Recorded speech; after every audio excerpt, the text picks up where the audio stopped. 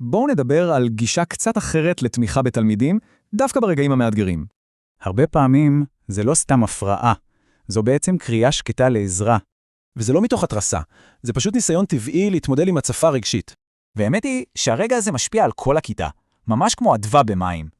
כולם מרגישים את ההשפעה, התלמיד, החברים וגם הצוות החינוכי. אבל רגע, מה אם נסתכל על זה אחרת? לא כבעיה, אלא כהזדמנות. זוכרים? אז דמיינו את הרעיון הזה, אבל בגרסה חדשה, עם מטרה אחרת לגמרי. זה Magic Buddy, חבר דיגיטלי אישי שעוזר ברגעים שצריך אותו.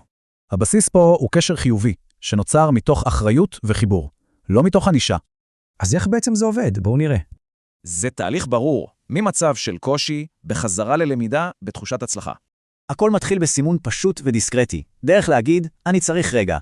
ואז Magic Buddy מציעה פעילות קצרה, משהו שעוזר להתאפס ולהירגע.